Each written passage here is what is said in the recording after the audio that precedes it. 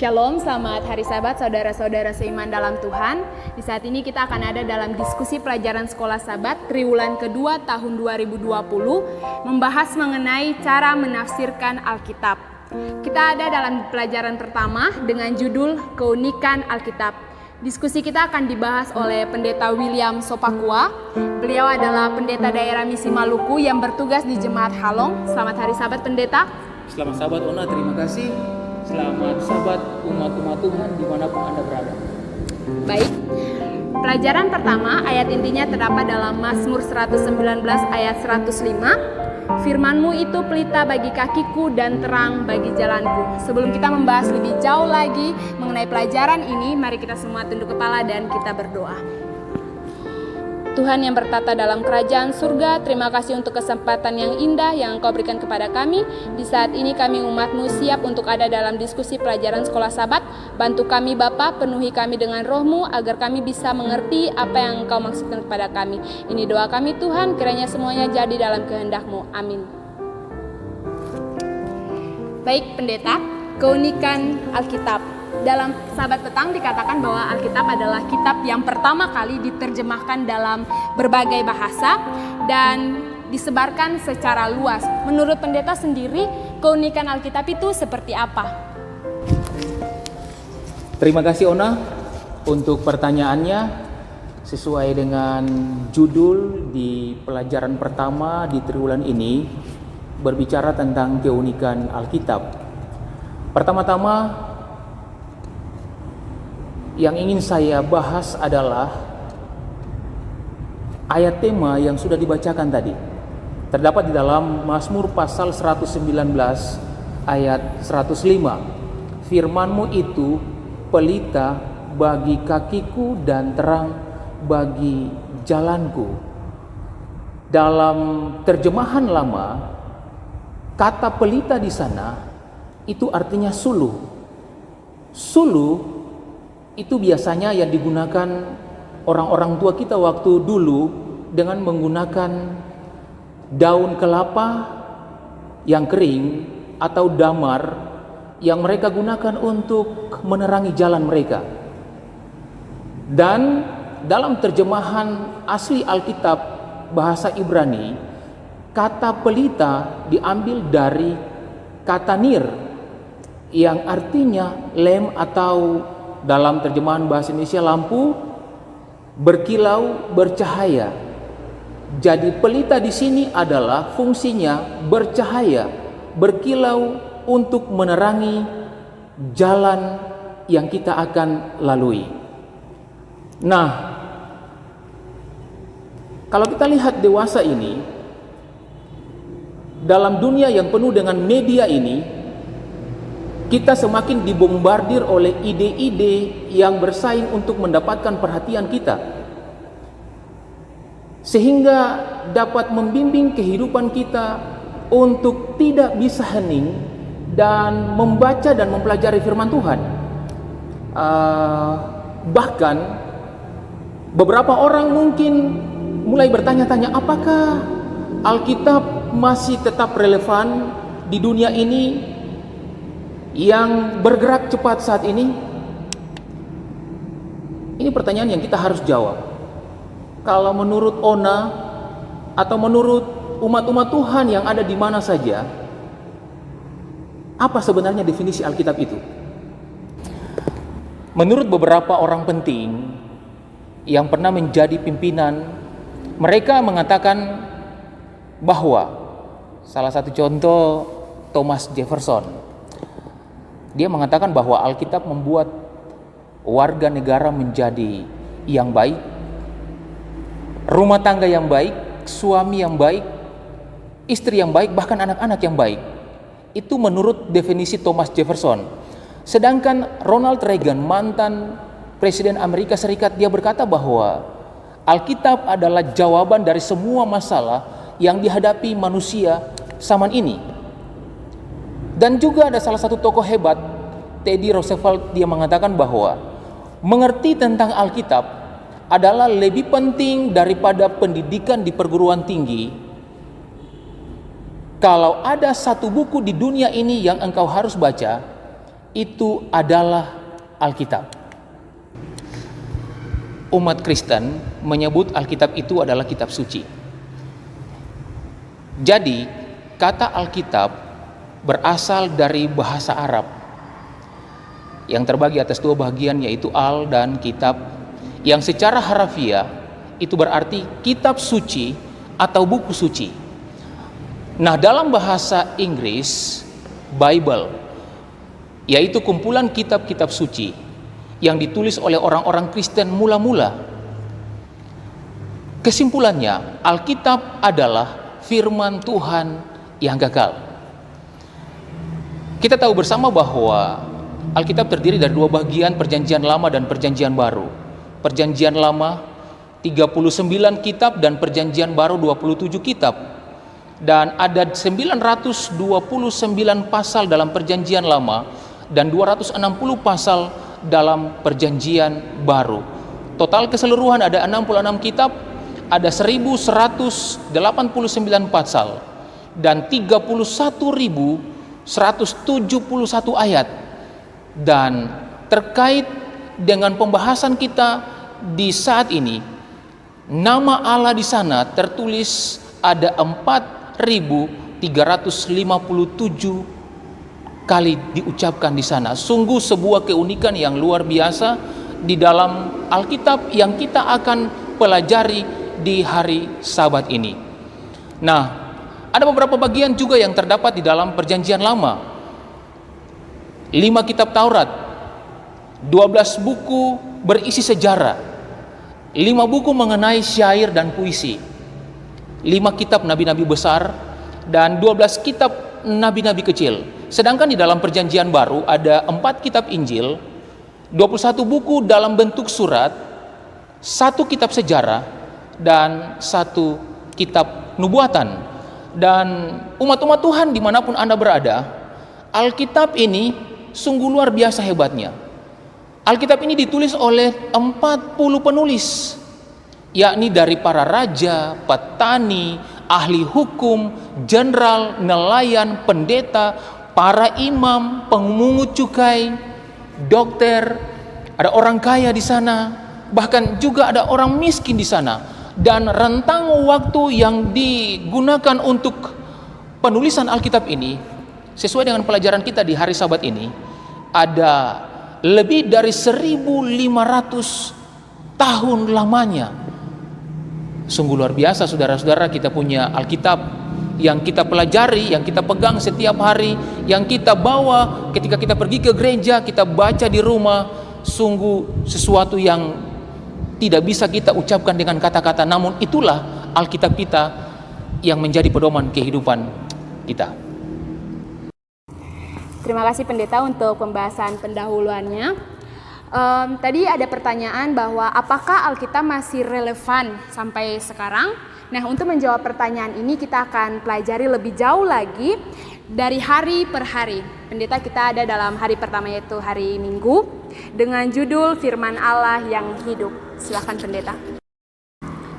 Terima kasih Ona. Kita datang kepada hari Minggu dengan tema Firman Allah yang hidup. Dan ayat pendukungnya terdapat di dalam Ulangan pasal 32 ayatnya yang ke-47 yang berbunyi demikian. Sebab perkataan itu bukanlah perkataan hampa bagimu, tetapi itulah hidupmu. Jadi ketika Musa menyampaikan pesan ini kepada orang Israel, bahkan anak-anak Israel waktu itu, bahwa pesan yang dia sampaikan ini adalah pesan dari Tuhan. Ini adalah firman Tuhan, firman Allah, firman yang hidup.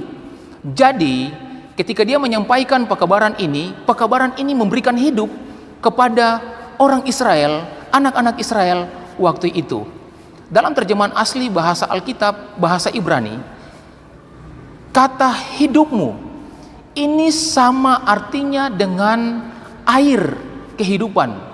Seperti sejuknya air itu, bahkan rumput-rumput yang hijau itu digambarkan di dalam kata hidupmu yang disampaikan Musa kepada umat Israel. Jadi, kesimpulan yang saya dapat dari ayat ini adalah Alkitab adalah firman Allah di atas segala-galanya. Jadi tidak ada hal-hal yang lain atau buku-buku yang lain yang melebihi Alkitab atau melebihi firman Allah. Nah, apakah pekabaran itu? Di dunia yang akan binasa ini, Allah ingin memberikan kepada kita hidup yang kekal, hidup yang berkelimpahan, kata Yohanes 10 ayat 10. Nah, bagaimana Dia akan memberikan kita kehidupan itu? Ada beberapa poin yang akan saya tekankan di sini. Yang pertama, karena Dia adalah pokok keselamatan kita. Di dalam Ibrani pasal 5 ayat 9. Nah, Perjanjian Lama juga memberitahukan tentang Dia. Perjanjian Baru memperkenalkan Dia.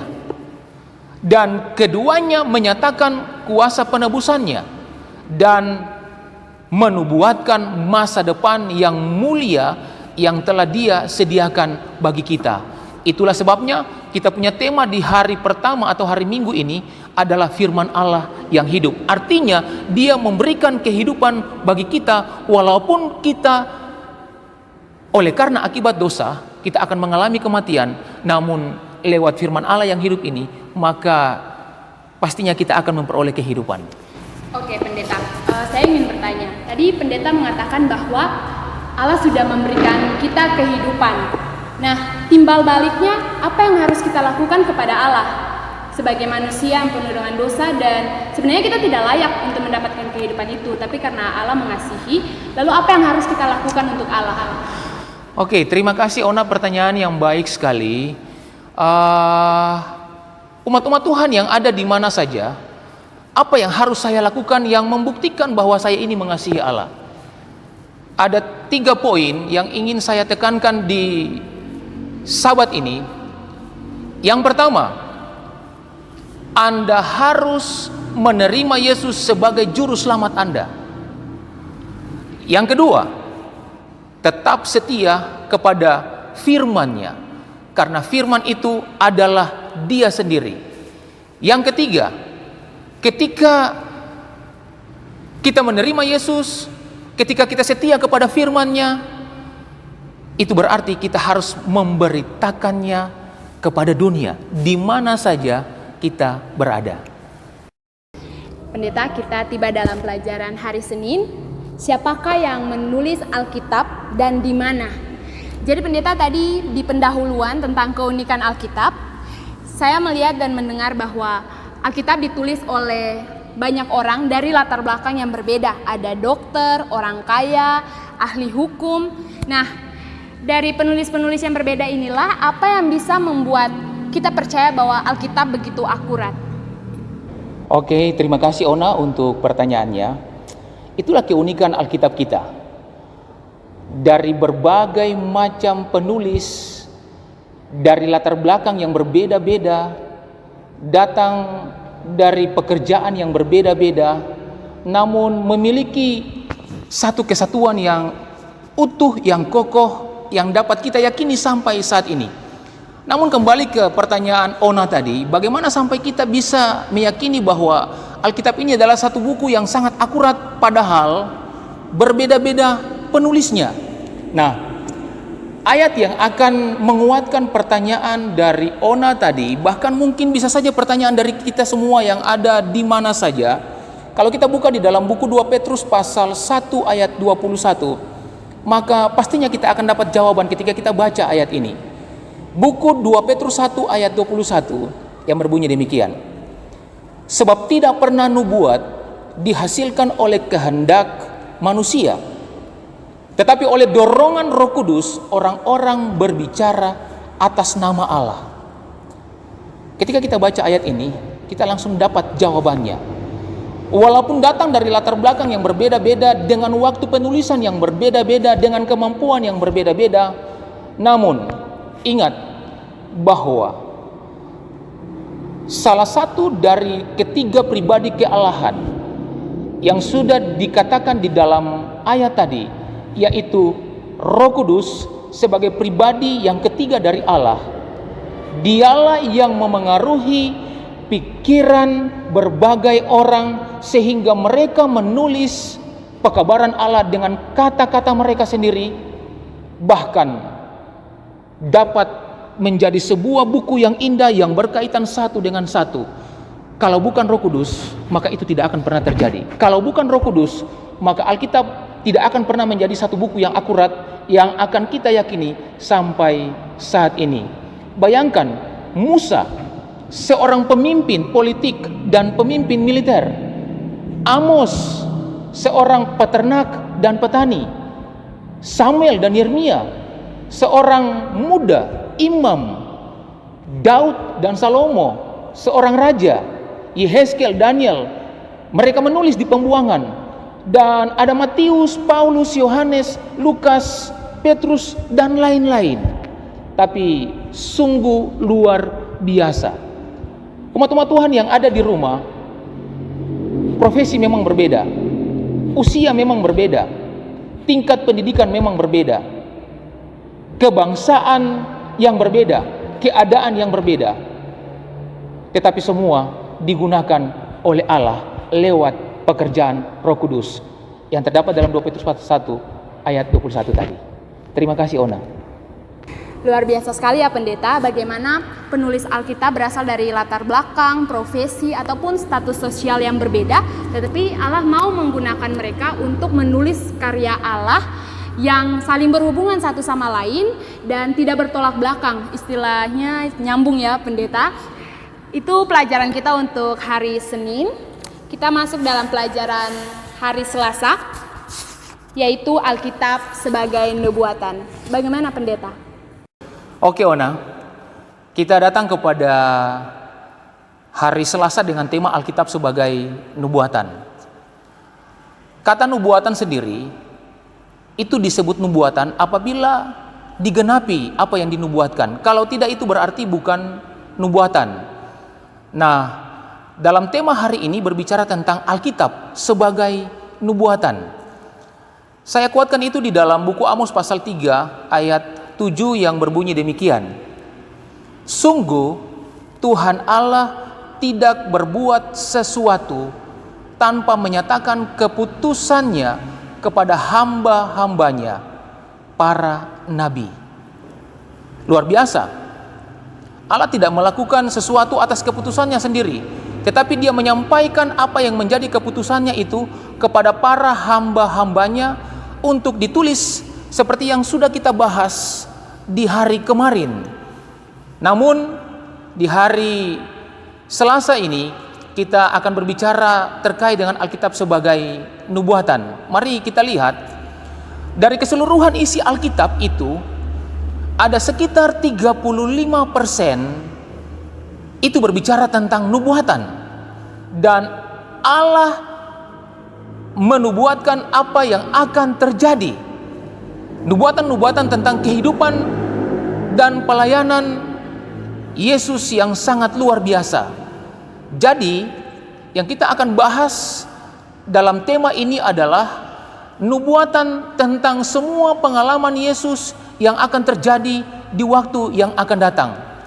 Misalnya di dalam buku Yeremia, dia membahas atau menubuatkan tentang Yesus adalah keturunan Daud. Kemudian dalam buku Mika, dia lahir di Bethlehem. Ini jauh sebelum Yesus ada, sudah dinubuatkan oleh para nabi sesuai dengan Amos pasal 3 ayat 7 tadi, Malaki pasal 3 ayat 1 misalnya. Yohanes Pembaptis datang untuk membaptiskannya. Buku Sakaria pasal 9 berbicara tentang dia memasuki Yerusalem. Dan buku Yesaya, Sakaria, Mazmur, Hosea menubuatkan tentang bagaimana dia disakiti, dia diludah, dia disalibkan, dia mati, dia bangkit bersama-sama dengan murid-murid dan dia naik ke surga. Nah, ini semua dinubuatkan Dan tadi saya sudah katakan di awal bahwa nubuatan disebut nubuatan apabila itu digenapi. Dan umat-umat Tuhan di mana saja Anda berada, sungguh luar biasa. Kita sudah baca Alkitab ini berulang kali sejak kita masih kecil sampai kita ada saat ini, bahwa semua yang dinubuatkan di dalam perjanjian lama oleh para nabi-nabinya itu ternyata digenapi di dalam perjanjian baru. Baik pendeta, yang saya bisa tangkap dari pelajaran hari Selasa ini, penjelmaan, kematian, dan kebangkitan Yesus itu sudah dinubuatkan oleh Alkitab. Nah, tadi pendeta mengatakan bahwa nubuatan itu digenapi. Penggenapan dari nubuatan inilah yang memastikan bahwa Alkitab itu benar-benar harus dipercaya. Poin berikutnya adalah Alkitab sebagai sejarah yang akan kita bahas pada hari Rabu. Silakan pendeta. Terima kasih Ona.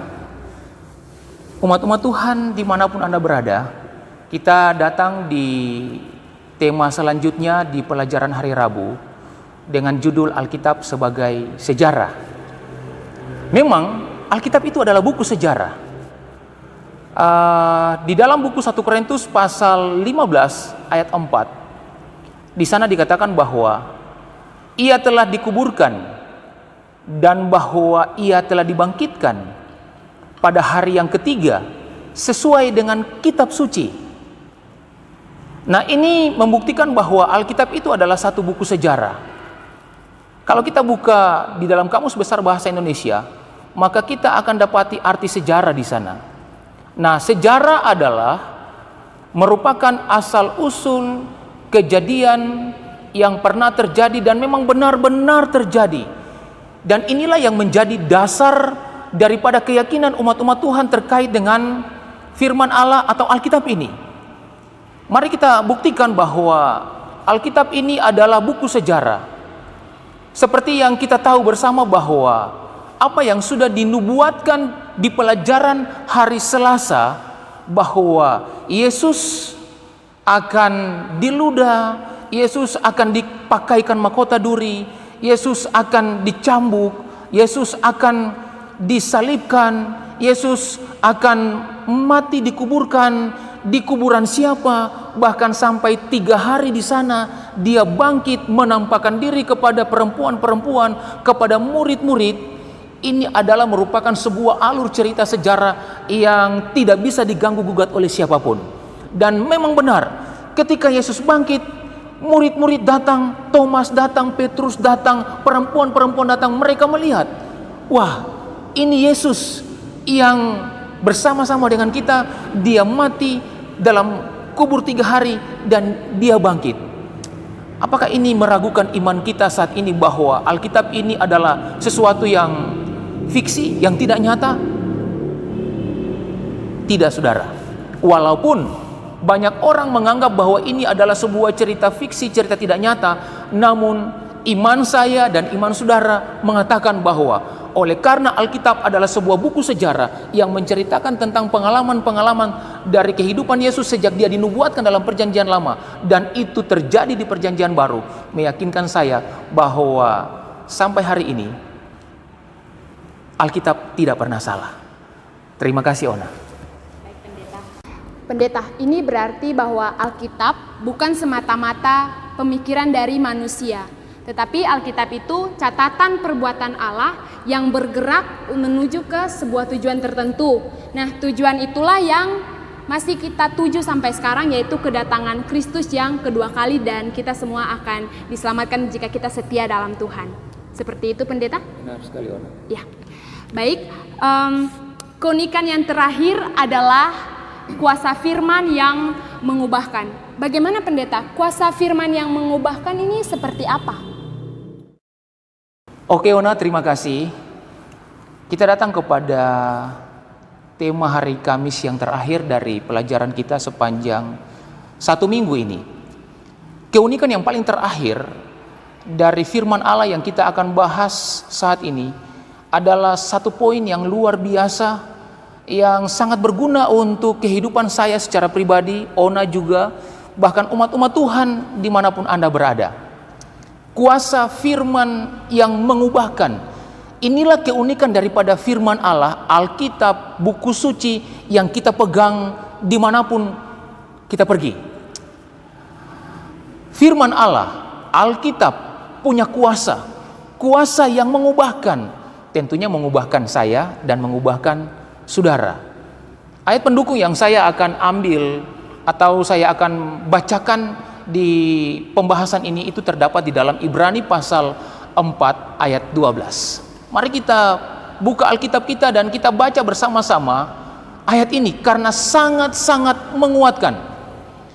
Ibrani pasal 4 ayat 12 yang berbunyi demikian. Sebab firman Allah hidup dan kuat dan lebih tajam daripada pedang bermata dua manapun. Ia menusuk amat dalam sampai memisahkan jiwa dan roh, sendi-sendi dan sumsum. Bahkan ia sanggup membedakan pertimbangan dan pikiran hati kita.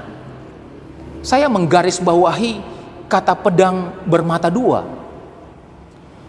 Pedang bermata dua ini adalah gabungan daripada dua pedang. Yang pedang ini bisa digunakan untuk menusuk. Dalam konteks ayat ini, bahkan pedang yang digunakan di sini juga adalah pedang untuk membelah. Artinya ada dua gabungan pedang di sini dalam satu pedang. Dan pedang ini bukan sembarang pedang.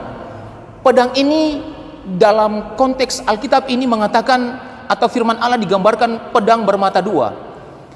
Dalam terjemahan bahasa asli Alkitab bahasa Greka, itu diterjemahkan dengan kata distomos. Distomos artinya pedang yang memiliki mulut ganda. Jadi pedang ini bukan cuma bermata dua, artinya mata ini digunakan untuk melihat kecepatan, sedangkan mulut itu digunakan untuk menerkam. Jadi ketika mata yang tajam ini melihat dan menangkap, langsung mulut menerkam. Ini penekanan dari pedang bermata dua. Nah, kita bisa dapati maksud daripada ayat ini bahwa firman Allah itu memiliki kuasa, kuasa yang mengubahkan, dan kuasa itu digambarkan seperti pedang bermata dua yang memiliki mulut ganda tadi, bisa menusuk dan bisa membelah. Allah kita di surga adalah Allah yang hebat. Dia menggunakan Alkitab untuk menggerakkan kita agar kita insaf akan segala kehidupan kita yang lama. Bertobat dari perubahan hidup. Bahkan Alkitab bisa mengubah orang, keluarga, bahkan seluruh bangsa sekalipun. Alkitab sanggup mengubahkan semuanya. Ketika Raja Yosia menemukan kitab Taurat, dia sangat tersentuh. Dia mendorong orang lain untuk membuat perubahan dalam hidupnya. Sehingga bukan saja orang itu berubah, tetapi bangsanya pun bisa berubah. Di dalam 2 Raja-Raja pasal 22 ayat 3 sampai 20. Nah, kekuatan Alkitab yang mengubahkan adalah salah satu sifat atau karakter atau ciri khas yang paling hebat yang dimiliki oleh Allah. Ribuan kehidupan yang diubahkan adalah bukti bahwa Alkitab, firman Allah, adalah buku yang diwahyukan oleh Allah. Jadi jelas selama kita mempelajari pelajaran sekolah sahabat ini, Ona, kita dapati bahwa memang benar bahwa Alkitab yang kita pegang, yang kita pelajari, itu adalah firman yang diwahyukan dari Allah kepada para penulis, entah itu para nabi, para rasul, lewat tuntunan Roh Kudus, sehingga memiliki satu keutuhan yang kokoh dan dapat dipercaya sampai saat ini. Terima kasih, Ona. Pendeta, dari hari Minggu hingga hari Kamis yang telah kita bahas bersama, itu merupakan keunikan Alkitab. Nah, kesimpulan yang dapat kita pelajari baik untuk saya, untuk saudara-saudara dimanapun mereka berada, apa pendeta? Terima kasih, Ona. Saudara-saudara yang ada di rumah, tiba saat kita ada di kesimpulan pelajaran sekolah sahabat kita di saat ini. Sungguh luar biasa ya, kita punya pelajaran ini dari awal pembahasan sampai kita berada di penghujung pembahasan kita saat ini. Kita dikuatkan merasa bahwa sungguh luar biasa Alkitab, firman Allah yang hidup, yang dapat mengubah kehidupan kita. Dalam kesimpulan ini saya ingin membaca satu kalimat pendek di dalam buku pelajaran sekolah Sabat yang berbunyi demikian: Alkitab adalah firman yang diinspirasikan Allah untuk selamanya. Jadi tidak dalam konteks hanya untuk orang Yahudi atau dalam waktu tertentu saja, tetapi dari zaman dahulu sampai saat ini dan seterusnya, Alkitab merupakan firman Allah yang diinspirasikan. Alkitab juga tidak terbatas pada waktu atau budaya di mana itu ditulis. Dengan demikian, Alkitab masih memiliki kekuatan untuk mengubah kehidupan saat ini. Baik kehidupan saya, kehidupan Ona, juga kehidupan saudara-saudara yang ada di rumah. Yang terakhir, untuk menutup akan seluruh pelajaran sekolah Sabat kita saat ini, saya ingin membaca sebuah kutipan yang dituliskan oleh hamba Tuhan Nyonya White di dalam buku The Ministry of Healing, pasal 39, halaman 458. Di sana Nyonya White menekankan bahwa seluruh Alkitab adalah merupakan wahyu tentang kemuliaan Allah di dalam Kristus.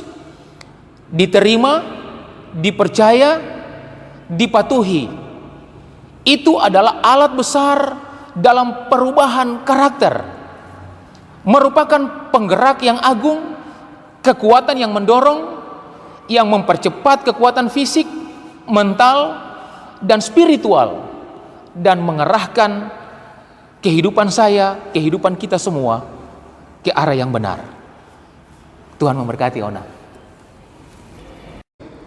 Bapak, Ibu, Saudara-saudari, kita telah membahas pelajaran pertama dalam triwulan kedua, yaitu keunikan Alkitab.